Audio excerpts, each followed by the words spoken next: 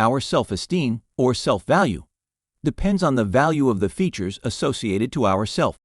If we are rich, tall, and healthy and think that these features are positive, our self-esteem will be high. If we are poor, sick, and unemployed, and think that these features are negative, our self-esteem will be low. It is often believed that the features' values are absolute and immutable, but history shows that this is not the case.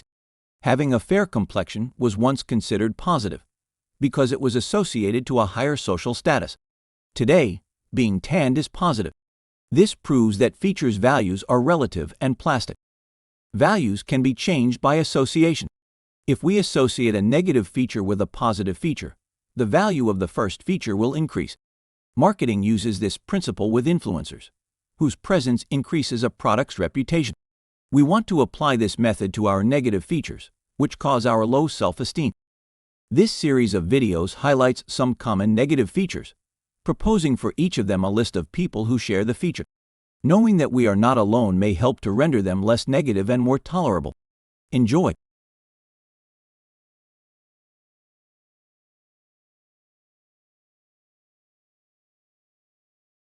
Roger Keith Syd Barrett, 1946–2006, was a British singer-songwriter, guitarist, composer and painter, founder and leader of Pink Floyd from 1965 to 1968 when, due to serious mental problems, he left the group and, after a short solo career, retired from the scene permanently.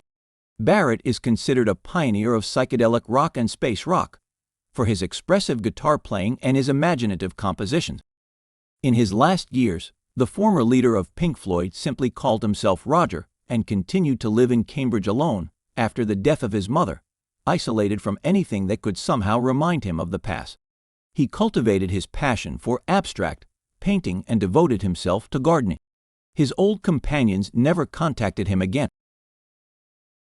Greta Garbo, pseudonym of Greta Lovisa Gustafsson, 1905–1990, was a Swedish-American actress, one of the most famous in the history of cinema.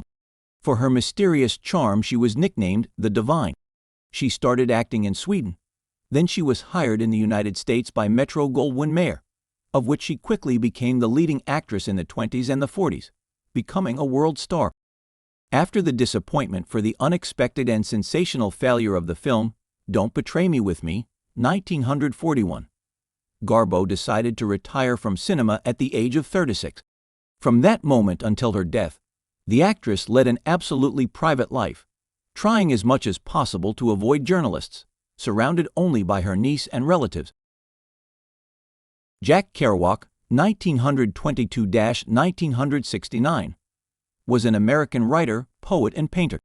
He is considered one of the greatest and most important U.S. writers of the 20th century, as well as the father of the Beat movement. In his writings, he made explicit the ideas of liberation, deepening one's conscience and alternative realization of his own personality within the group of American poets that came to be known as the Beat Generation. For 2 months, Kerouac lived alone in a wooden shack with windows overlooking Mount Hazelman, which for him came to symbolize the void. He didn't make use of marijuana and Benzedrine. The immense solitude of this place did not give him the hope for serenity. Rather, he was terrified by it. He kept a diary as usual, entitled Desolation in Solitude, which he used to write the first part of Desolation Angels. Grigorij Yakovlevich Perelman, born 1966, is a Russian mathematician. In 2002, he proved the Poincare conjecture, one of the most important problems of topology which, proposed by Henry Poincare in 1904, waited almost a century for the discovery of a solution. For this achievement, he was awarded the Fields Medal. On August 22, 2006, Perelman announced that he would refuse the Fields Medal. In the same year, he resigned from his position at St.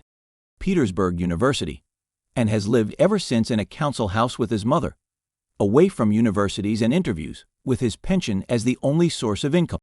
"I don't want to be a showcase scientist," he explained, "and too much money in Russia only generates violence." In June 2007, he was photographed in the city's subway, with disheveled hair, an unkempt beard and old shoes.